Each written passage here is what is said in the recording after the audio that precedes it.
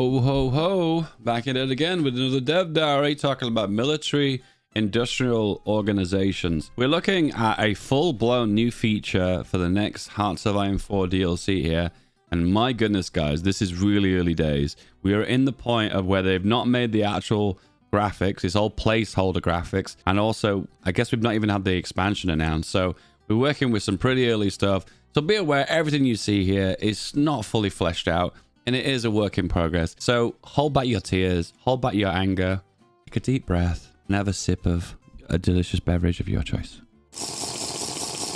In short, the way this works probably will be completely different on release. So just be aware of that. Here we have military industrial organizations. So this is a future update that I didn't even predict in my tier list video. So I'm actually surprised they've decided to put some time into this. In short, I'm going to give you what I think it is, and then we'll dig deeper into the dev diary. We'll look into how it will be implemented. So this is it. So now research and production, which is usually these four, but maybe this one as well. Why not industrial designers as well? Now are customizable. So like kind of how you can make a tank now by putting different parts on it and giving you different buffs based on the parts you build with it. Now research organizations and production organizations, designers, can now be tailored to certain bonuses for that certain country. We've already kind of seen this because, like, for instance, if you play as Italy, you have the ability to prioritize the northern industrial designers or the southern ones. Normally the northern ones are a bit better because that's where all the industry is, but you get the gist of it, really. You can now implement and design it and give buffs to certain designers with a little bit more customization. Today, as well, the next couple of diaries will be much the same spirit. And you have to wait a little bit longer to get the full picture. Scandalous and polarizing. I know. In brief, yes, this is a work in progress. And yes, it is not complete. The intent is to create a sense of a living organization the player can interact with rather than just a static bonus, as well as the current design companies. Why is this important, you ask? Well, previously we had specific stat modifiers and sometimes we change them via scripted decisions and whatnot, as I mentioned with the Italy thing. The goals to allow the player to define the designer's direction and integrate design companies into production. Provide a framework for national specialisms that can be used on the world stage. Let me just use the dum-dum thing. It is specialisms. I was right. Oh my goodness. Let me say that again. Provide a framework for national specialisms that can be used on the world stage. Yes, I am English, and that is the first time I've actually seen that word get actually used. And it was funny enough written by a Swedish person, which is even more surprising. Goals allow the player to define the designer's direction, to integrate design companies into production, and provide a framework for national specialisms that can be used on the world stage. I just read that out again. Oh my god, I'm actually going mad. So what is a military industrial organization? Consists of name, icon, size, funds, XP, and design capacity and departments. This bit is the bit that my eyebrow goes up and I go, design capacity? They have to be very careful with this one because I feel like if the player invests into something, but they lose that bonus because there's a certain capacity limit that designer can make, I feel like defeats the purpose of me investing too much into it. If I'm going to put an effort into something, to invest into something, I feel like there shouldn't really be a cut-off point where I don't get as much investment. Maybe there's a certain point where the investment is reduced by half, maybe. That would be a better system overall. Anyway, let's read more into it. So 0 of 1 designers, 3 departments, a max of 13 traits possible. 0 of 1 industrial manufacturers, 3 departments, a max 13 traits possible. So as you can probably notice, there's a lot of variety here. So there's 3 different trees, a bit like a doctrine tree, with 13 traits in total behind all 3 of the departments. So I would presume divide that by 3, which gives us 4, do we? 4, 3 and a bit. Each department contains a name, category, a trait tree, an icon, task capacities, researching, producing, and designing. Defaults, the task scripted increases and trait increases. Okay, task capacity. This is the spicy bit.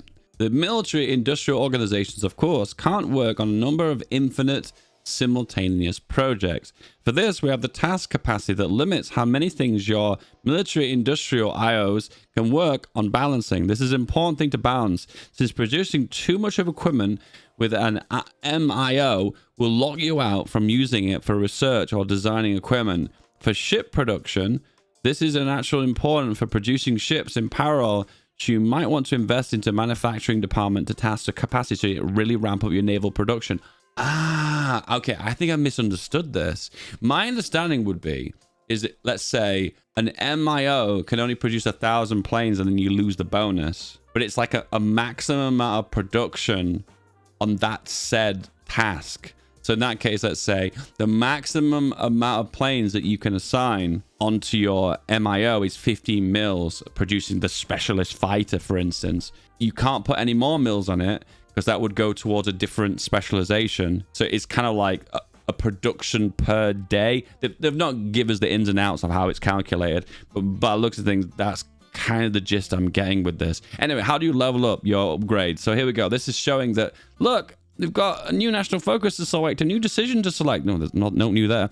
And then another option to upgrade your MIO. I don't know why, but the words MIO just don't seem to roll off the tongue very well. I'm going to go MIO. I'm going to call them MIOs. They're going to be MIOs from now on. So this MIO can be upgraded. There are four different MIOs here, but surprisingly, industrial concern is not selected. Let's have a little closer look. So we've got the level of it. So it might have like a generic skill level. Interesting. Looks a bit like spies. You got 1, 4, and 3. Is this a chord progression? And then a 5 and a 1 and a 1. So it looks like these ones are research buffs. Maximum of 3 research buffs and maximum of 3 production buffs with this MIO. Okay. All right. Okay. That makes sense. That makes sense. It says 2 of 2. So I wonder what this is trying to say. 2 of 2? Not sure. Up to interpretation. This bit's pretty cool though. Skill trees. And it shows that you've got 3 different options for the department. It looks like there's 3 initial buffs you can choose from, but you can only pick 1 of 3. And then the skill tree goes down from here. Okay, this is super work in progress. So I have a funny feeling that the finished product isn't going to look like this. But it kind of illustrates that sometimes you might have to make a decision on which one is going to give you the best initial benefit.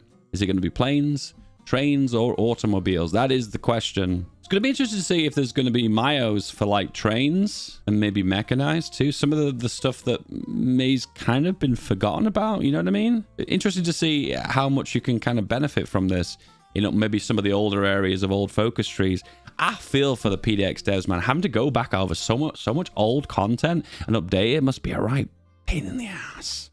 Man, I bet they're wishing for the days of, the olden days of expansion packs and not DLC, right? Where it just overhauled the entire game when you installed the expansion. I guess you couldn't mix and match expansions back in the day, though.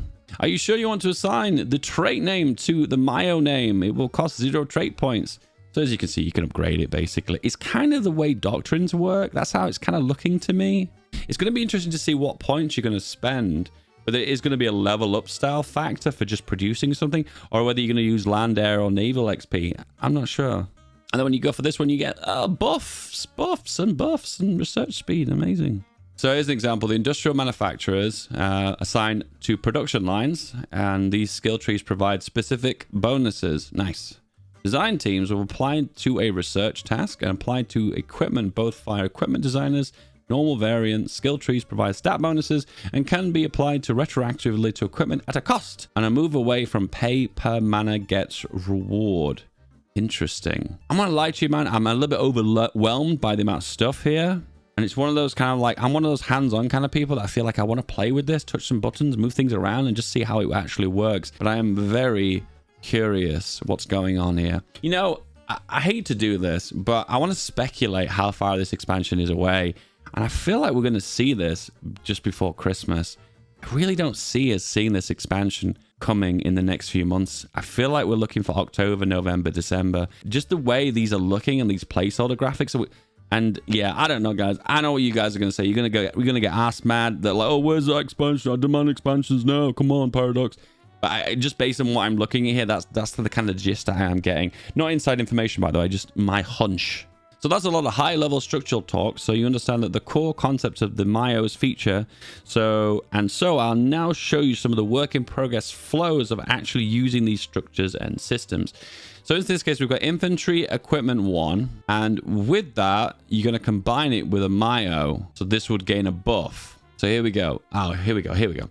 So this is in this case, anti-tank 1. It has the MIO attached because it's got the circle here and the little icon. It looks like it's highlighted too. And this one doesn't have the MIO attached. The only downside to this is I feel like you need to be able to re-research things again to take advantage of the MIO. You know what I mean? So let's just say I only get access to a MIO later in the game, maybe through a focus tree. I feel like I want to be able to go back and research old stuff again, particularly if I unlocked my focus tree. But then again, with map games, do the devs ever focus on late game? Most of the time, no. So probably something that won't be implemented. When I've selected a mile on the research, I need to be able to see it in the research UI. Yes, and you can see it. The research completed with the mile attached. Yes, the thing. When the research is completed, I need to see if the mile is attached to the research and all the effects that will be applied. Amazing. That's the case. Equipment variants. When you research a hull, a chassis, or a frame, you specify a mile to research it. But this mile will be defaulted by the mile that was selected when you open the designer, blah, blah, blah. Okay. So once again, it just works the way it used to work. But now when you click the icon, you get to basically select the designer that included. I like that. That's nice UI. In this case, look, you click on this plus and you're like, oh, wing size gone up, manpower's gone up. Amazing. Buffs, improvements. And same could apply for this. Oh, okay. Oh, this is not what I expected. So you create variants, you open the variant, you click on the plus, you click on the Mayo, and then it will apply the bonuses to it. So it doesn't look like it works the way I thought it would. If it's already been designed, you can just click on the plus and then assign it. This is really good because think about it. This is an element of the game here. Look at this screen, create a variant of a gun. This has been here since release, but it's never been touched.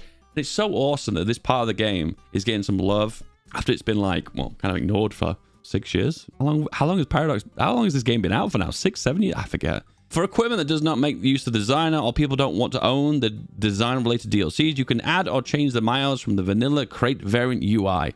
Nice. What does this do? It adds production cost. Oh no, it's just the variant buttons. Okay, fair enough. So here's an example of 2 variant. Daily balance 0.34. With the current daily balance, you will fill up within 41 days. This variant was made using an older version of this Mayo. Will not benefit from the traits. So the UI is making you aware that if you aren't taking advantage of a Mayo, and this is showing as an out-of-date design. Same applies to ships. And it also kind of shows you can add it based on the production window as well. This is kind of cool in a way. This is going to like add a big layer of design. This is going to add like an extra new large layer of design. So one of the old issues was that if you'd already researched something or produced something, you couldn't take advantage of the designer in question.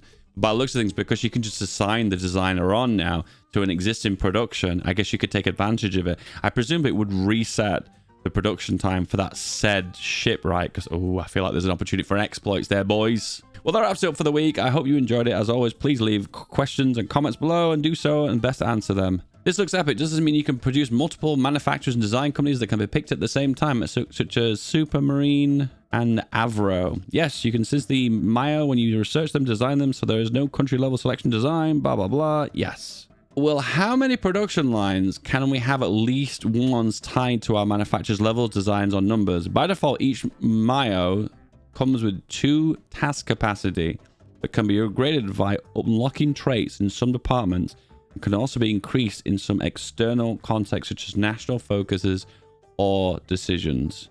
In general, it is much more common to increase task capacity via naval Mayos. That doesn't really answer the question. What is considered a 2 task capacity? Is it like 2 assembly lines, for instance? I'm not sure what that means. So he's made a mention here of the Soviet focus tree and how there's quite a lot of like merged industrial complexes. It's a bit like the Italy one I referenced earlier. And he says, yeah, they're going to integrate those as a part of the new system when it gets released, which is super cool. I think the coolest part of Hoi is when they go back over an old focus tree or an old DLC and then some kind of like forgotten about feature gets updated and implemented again. I always think that's really cool. Do Mayos all start at level 1 like spies, or can you start them different levels with like a general admiral?